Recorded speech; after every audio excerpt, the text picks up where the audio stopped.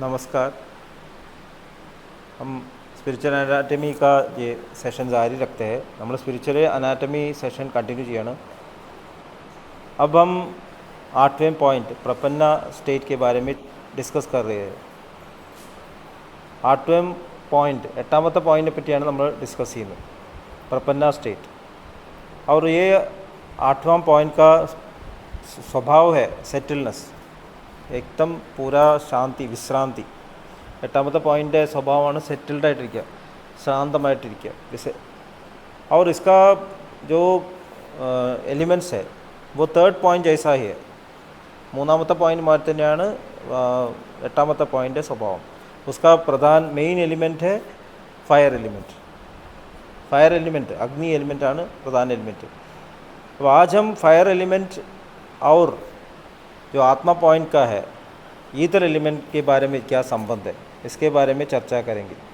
ഇന്ന് നമ്മൾ ഡിസ്കസ് ചെയ്യുന്നത് ഈ ഫയർ എലിമെൻറ്റ്, എട്ടാമത്തെ പോയിൻ്റ് ഫയർ എലിമെൻറ്റും എട്ടാമത്തെ പോയിൻറ്റിൻ്റെ आत्मा ईथर एलिमेंट तमिल रिलेशन।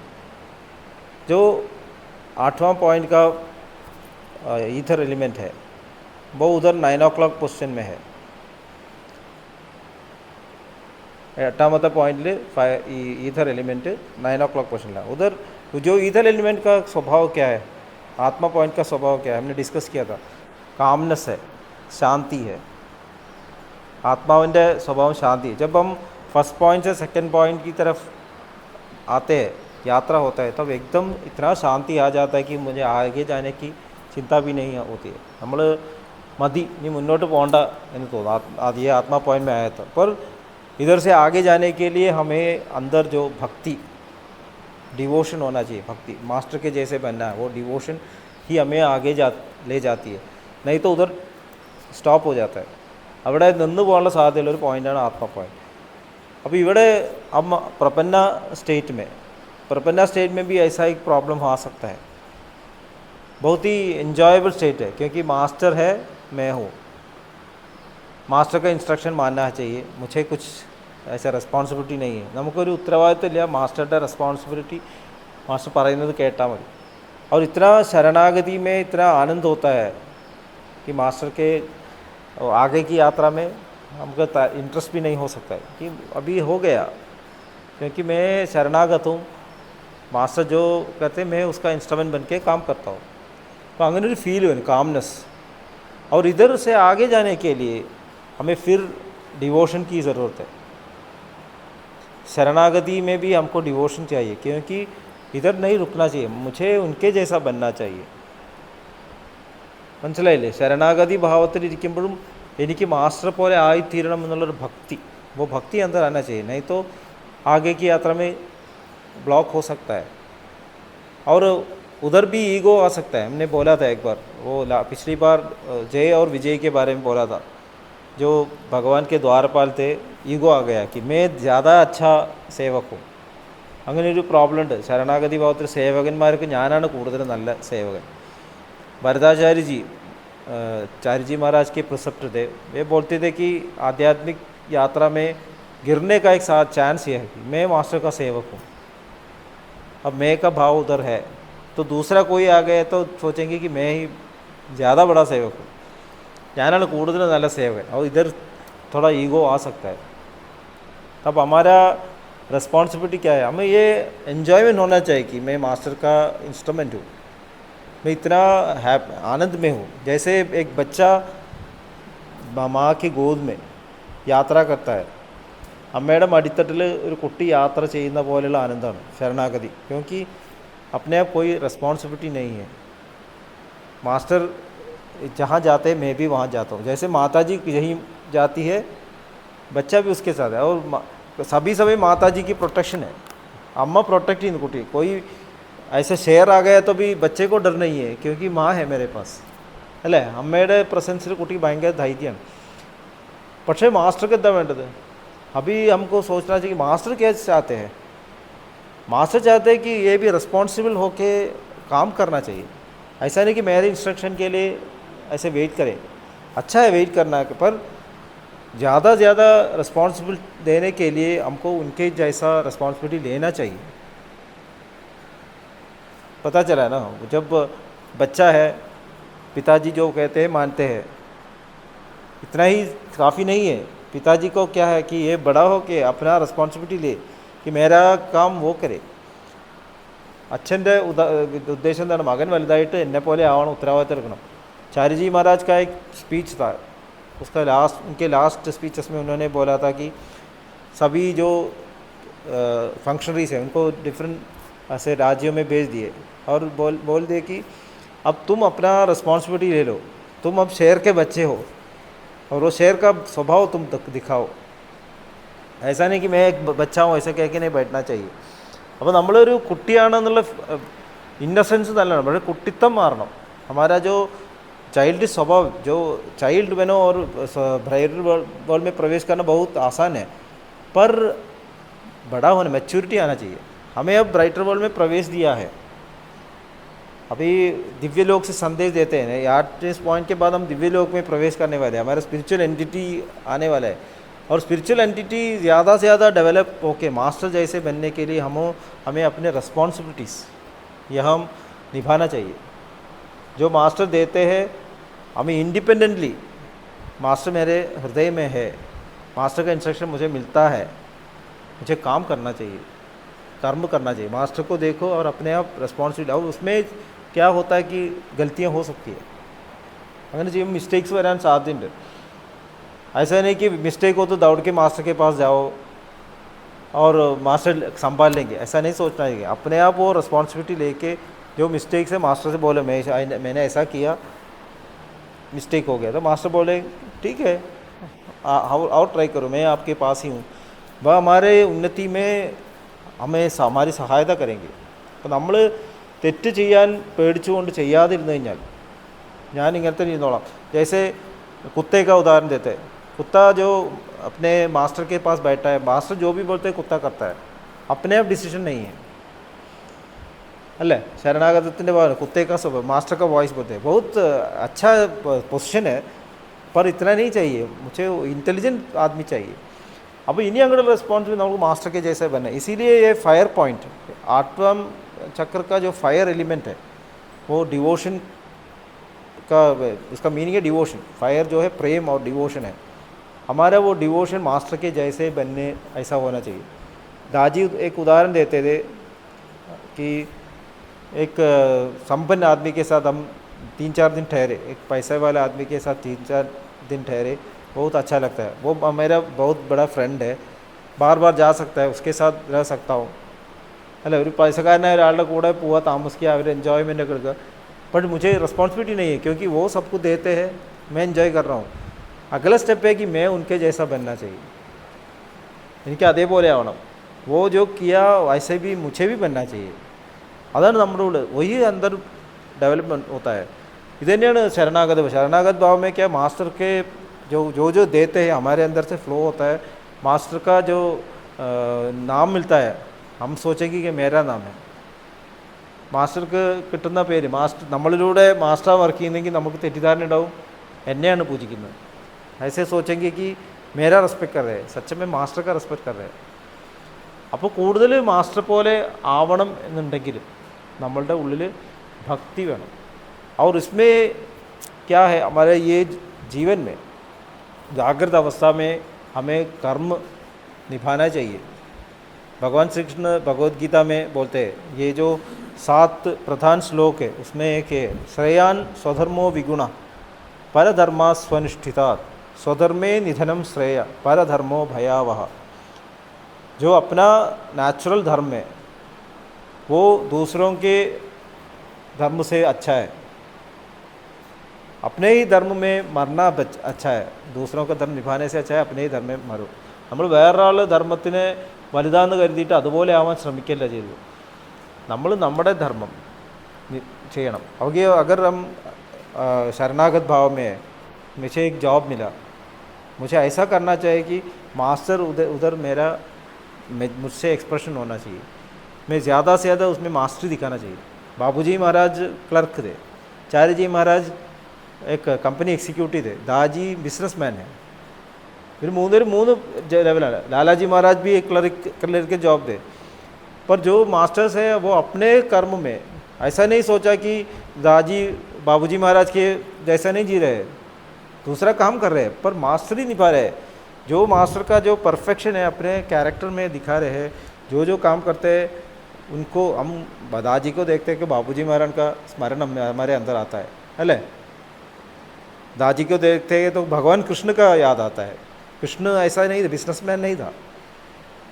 അപ്പോൾ നമ്മൾ ചെയ്യുന്ന ജോലിയിൽ ആ പ്യൂരിറ്റി കൊണ്ടുവരണം। जो हमारा कर्म है उसमें वो प्यूरिटी, वो प्रेम भरना चाहिए, वो परफेक्शन भरना चाहिए, 100% प्रेम भरना चाहिए। जहाँ भी काम करो 100% मैं करता हूँ, उसमें अटैचमेंट नहीं है। अതാണ് ശരണാഗതമാകുന്ന അടുത്ത വഴി। അപ്പോൾ हमारी यात्रा में हमारा जो भौतिक स्तर पर जो जीवन है ये बहुत इम्पोर्टेंट है। इसीलिए ये संन्यास में प्रॉब्लम होता है, क्योंकि मैं अब हो गया करके चले जाएंगे। शरणागति होने കഴിഞ്ഞാൽ हो गया। जैसे नारद महर्षि थे, उदाहरण नारद महर्षि के बारे में बाबूजी कंप्लीट पर्सन बोलते हैं कि ये इस भाव में कि भगवान की सेवा में है, पर उसका एक चिंता है कि मैं सबसे बड़ा भक्त हूँ। एक कथा है उसके बारे में, नारद महर्षि ने पറ്റി ഒരു കഥയുണ്ട്। नारद महर्षि भगवान से बोलते हैं कि मैं ही हूँ सबसे बड़ा भक्त, मैं सभी समय आपका स्मरण करता हूँ। नारद महर्षि ने चिंतिക്കുകയാണ്। भगवान ने बोला आओ मेरे साथ, मैं दिखाता हूँ। और नीचे वो दोनों दूसरा ड्रेस करके वेश करके जाते हैं और एक किसान के घर में जाते हैं। वो किसान जब काम के लिए जाता है सवेरे भगवान का स्मरण करता है, काम शुरू करते वक्त भगवान का स्मरण करता है और आते वक्त स्मरण करता है, सोते वक्त स्मरण करके सो जाता है। अब नारद वो बोला कि इनको ऑब्जर्व करो। नारद ने बोला ये खाली 4 बार ही करता है, मैं तो सदा समय करता हूँ। तो भगवान ने बोला मैं तुम्हें काम देता हूँ। भगवान पर एक पॉट है ना, कुंभ है, उसमें तेल भर के सर पे रखो और ये सिटी घूम के आओ।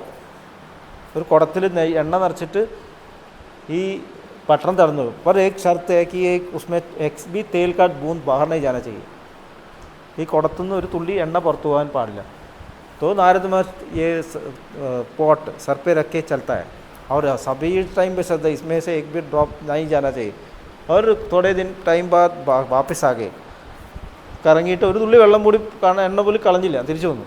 अब भगवान के पास आके बोला कि मैंने आपका जो किया है मैंने कर दिया, इसमें कोई बाहर नहीं गया, और तुल्ली एണ്ണ പുറത്തു പോയില്ല।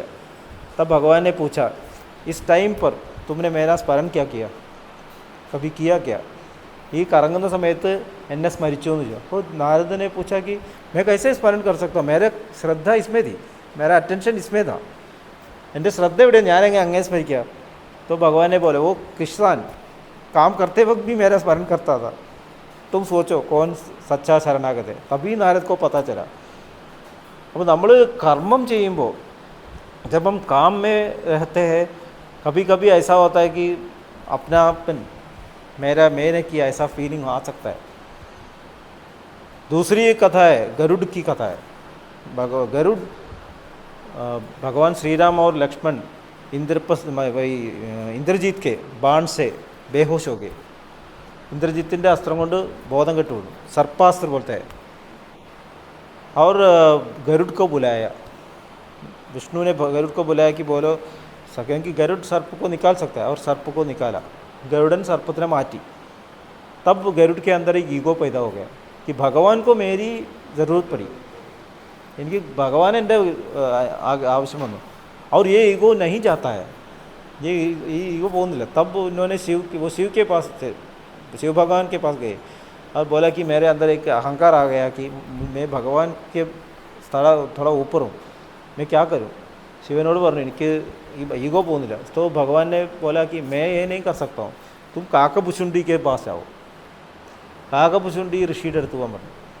तब पार्वती माता ने पूछा कि आप कर सकते थे, आप उपदेश दे सकते थे, तो आपने क्यों नहीं किया? नहीं അങ്ങേക്ക് പറയായിരുന്നു। अब तो भगवान ने बोला कि ये गरुड़ पक्षीराज है, कौवा जो है वो छोटा एनिमल, तो विनय आने के लिए, ह्यूमिलिटी आने के लिए वो छोटे के पास जाके पढ़ना चाहिए, इसीलिए वो काकभुशुंडी के पास भेजा। तभी गरुड़ का ईगो चला गया कि सोचा कि काकभुशुंडी मेरे से भी बड़ा ऋषि है ऐसा हो गया। मंचले। हाँ हाँ, यही हमको भी आना चाहिए। हमारा पोजीशन हो, मैं जब शरणागत हूँ, ऐसा नहीं सोचना कि मैं बड़ा शरणागत हूँ, मैं मास्टर के कॉटेज के सामने हूँ, जो उधर काम करते हैं सेंटर में वो इतना शरणागत नहीं है, ऐसा ईगो हो सकता है। അപ്പോൾ ഇത് മാറണമെന്നുണ്ടെങ്കിൽ നമ്മൾ വീണ്ടും always look at the master. चार्य जी बोलते थे जैसे नारियल का पेड़ है सूरज की तरफ जाता है, जहाँ भी ബ്ലോക്ക് है तो वो इस ऐसे टिल्टोट होके सूरज की तरफ आता है। അങ്ങനെയാണ് ഇതിൻ്റെ തെങ്ങ് അങ്ങനെയല്ലേ പോവുക, എവിടെയാണ് സൂര്യൻ എന്ന് വെച്ചാൽ അങ്ങോട്ട് വളയും। ऐसा होना चाहिए अभ्यासी, सभी समय मास्टर की तरफ देखना चाहिए, दूसरा कुछ मेरे नज़र में ही नहीं आना चाहिए। അപ്പോൾ ഇതാണ് ശരണാഗത ഭാവത്തിൽ നിന്ന് മുന്നോട്ട് പോകണമെന്നുണ്ടെങ്കിൽ प्रेम और एकदम शांति भी है। ये सेकंड पॉइंट का शांति है, क्योंकि मैं कभी फेल नहीं होगा, ये शांति ही मुझे आगे ले जाती है। मेरे उल्ले शांति मास्टर है, मेरा काम कभी फेल नहीं होगा। तो शरणागत भाव में ये कॉन्फिडेंस आना चाहिए कि मास्टर का काम नहीं फेल होगा, और मैं जब काम करता हूँ मास्टर ही काम करते हैं। बाबूजी महाराज ने बोला था कि मैं कल्कि के काम कर रहा हूँ, चार्य जी से बोला कल्किയുടെ ജോലിയാണ് ഞാൻ ചെയ്യുന്നത്, കൽക്കിയുടെ ജോലി കുറയ്ക്കുകയാണ്। तब चार्य जी ने बोला ये कैसे संभव है, आप कैसे बोलेंगे कि वो कल्कि का टाइम में ये काम हो जाएगा, ഈ കൽക്കിയുടെ സമയത്തുള്ള പണിക്ക് അങ്ങനെ എങ്ങനെ ചെയ്യണം। तो बाबूजी ने बोला ये लाला जी ने बोला है, लाला जी का काम कभी फेल नहीं होगा। यही है कॉन्फिडेंस, ये शांति, इतनी शांति हमारे यहाँ से पास है कि मेरा फेल नहीं होगा, क्योंकि ये काम मास्टर का काम है। पर वो डिवोशन होना चाहिए कि मास्टर के जैसा मुझे करना चाहिए, वो डिवोशन भी मेरे अंदर आना चाहिए। ये जो जॉइंट है, നമ്മുടെ ഉള്ളിൽ ശാന്തത ഉണ്ട്, मास्टर का काम फेल नहीं होगा, पर मेरे अंदर वो भक्ति होनी चाहिए, ज़्यादा से ज़्यादा अच्छा करूँ। तो चार्य जी बोलते थे कि मास्टर से जी भी ऐसा करूँगा, अच्छा करूँगा। कोई भी पिताजी बच्चे से नहीं बोलेगा कि मेरे जैसा करो, तुम मेरे से भी अच्छा करो। अच्छा കുട്ടിയോടെന്താ പറയുക എന്നെക്കാളും നന്നാവുന്നല്ലോ। तो मास्टर भी चाहते हैं कि हम उनसे भी अच्छा करें, वो खुशी होगा उसको। അപ്പോൾ നമ്മൾ അങ്ങനെ ആവണം। ഞാൻ ഈ പ്രവൃത്തി അത്ര ഭംഗിയായിട്ട് ചെയ്യും, മാസ്റ്റർ भी मेरे मुझे सोचेंगे बहुत अच्छा किया इसने, ऐसा मैं काम करूँगा, मैं उसके सामने लाडला जैसा बनना चाहिए। ഇതാണ് നമ്മൾ ശരണാഗത ഭാവത്തിൽ ക്രിയേറ്റ് ചെയ്യുന്നത്। और अब हम उस सेंटर में मेडिटेट करेंगे, फायर एलिमेंट और ईथर एलिमेंट के बीच में जो हारमोनी है उसके ऊपर हम मेडिटेट करेंगे। हाँ बोले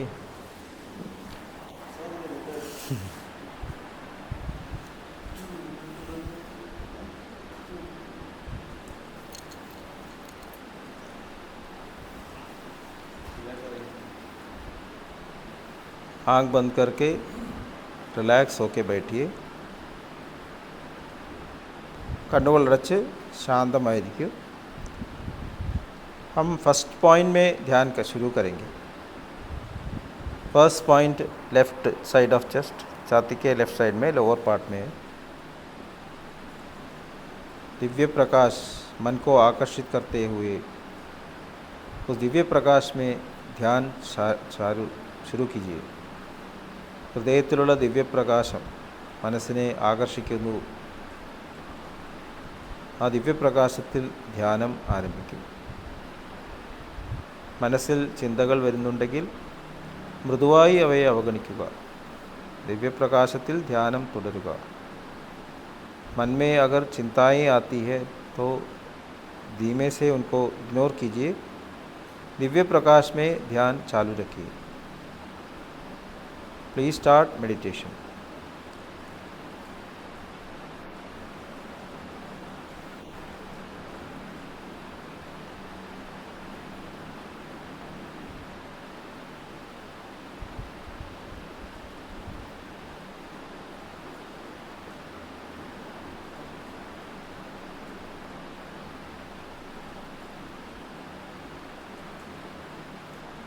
और अपना अटेंशन अब थर्ड पॉइंट की तरफ लाइए, श्रद्धा थर्ड पॉइंट। और थर्ड पॉइंट में ध्यान करते वक्त एट्थ पॉइंट, आठवें पॉइंट की तरफ ऑब्जर्व होना चाहिए, ऑब्जर्वेशन होना चाहिए। Third point left side of chest upper part, उधर ध्यान करते वक्त आठवें पॉइंट में जो माथे के ऊपरी पार्ट में है उधर अपना ऑब्जर्वेशन रखना चाहिए। थर्ड पॉइंट फायर एलिमेंट है, सेंटर में फायर एलिमेंट है. अब पहले सफाई करेंगे. ആദ്യം നമ്മൾ ശുദ്ധീകരണം നടത്തും. पहले सेंटर में फायर एलिमेंट का सफाई हो रहा है.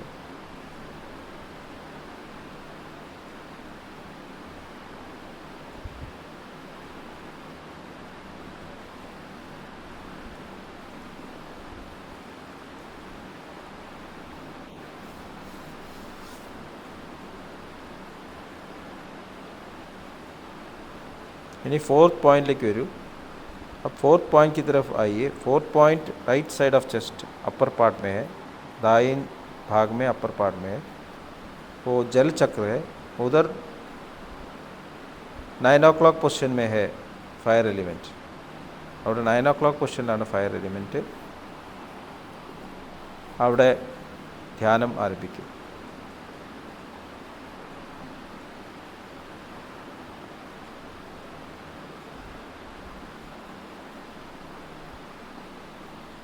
अब फिफ्थ पॉइंट की तरफ आइए. फिफ्थ पॉइंट गर्दन के लोअर पार्ट में है. ഫിഫ്ത്ത് പോയിൻ്റ് കഴുത്തിൻ്റെ ലോവർ പാർട്ടിലാണ്. ഇത് വായു ചക്രമാണ്. അവിടെ 6 o'clock പൊസിഷനിലാണ് ഫയർ എലിമെൻറ്റ്. उधर 6 o'clock पोजिशन में फायर एलिमेंट है. उधर सफाई हो रही है.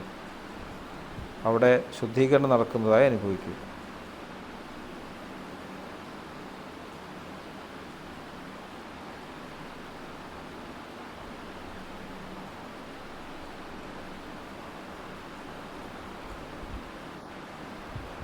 इन्हीं फर्स्ट पॉइंट के वरू. फर्स्ट पॉइंट में आइए. फर्स्ट पॉइंट भूमि चक्र है, अर्थ चक्र है. उधर 3 o'clock पोजिशन में फायर एलिमेंट है. അവിടെ 3 o'clock പൊസിഷനിലാണ് ഫയർ എലിമെൻറ്റ്. ഉധർ സഫായി हो रही है.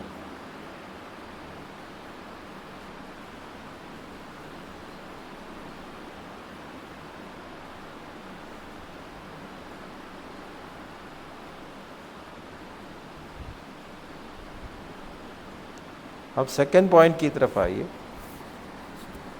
सेकंड पॉइंट आत्मा पॉइंट है.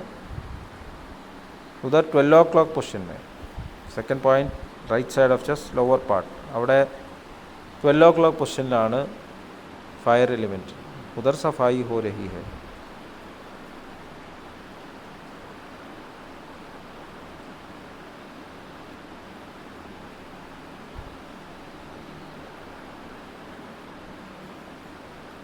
अब वापस थर्ड पॉइंट यानी 8th पॉइंट में ऑब्ज़र्व करके वापस आ जाइए. अब सफाई कंप्लीट हुआ है. आज हम फायर एलिमेंट और ईथर एलिमेंट, इधर ईथर एलिमेंट 9 o'clock पोजिशन में है. फायर एलिमेंट का कैरेक्टर है प्रेम. ईथर एलिमेंट का कैरेक्टर है शांति. फायर एलिमेंट है प्रेमम, ईथर एलिमेंट है कामनेस. वो दोनों 8वें चक्र का जो विश्रांति है, सेटलनेस है, इनमें संबंध होके, हार्मनी होके हम आगे जा रहे हैं. നമ്മൾ ഈ സെറ്റിൽനെസ് തന്നെ മാസ്റ്ററോടുള്ള പ്രേമവും മാസ്റ്ററുടെ ശരണാഗത ഭാവത്തിലുള്ള ആ കാംനെസ്സും അത് രണ്ടും അനുഭവിച്ചുകൊണ്ട് മുന്നോട്ടുള്ള യാത്രയ്ക്ക് തയ്യാറാവുകയാണ്.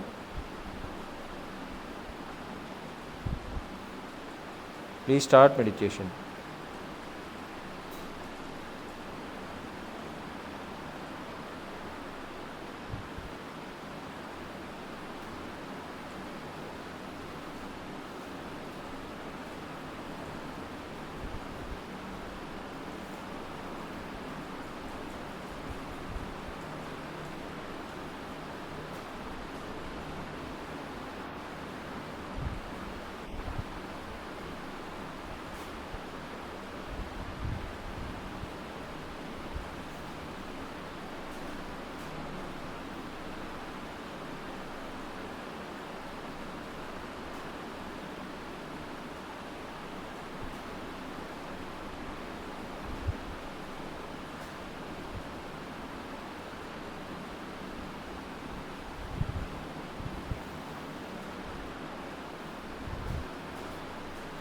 നോക്കി മാസ്റ്ററുടെ അനുഗ്രഹത്താൽ ലഭിച്ചിട്ടുള്ള ക്വാളിറ്റീസ് मास्टर सेवनतिनाई उपयुक्तमागुम।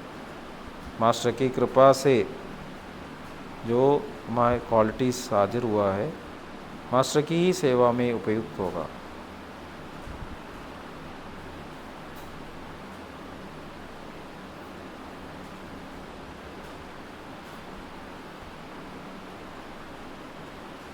ऐसा संकल्प लेते धीमे से आँख खोलिए, पदके कണ്ണുകൾ തുറക്കൂ।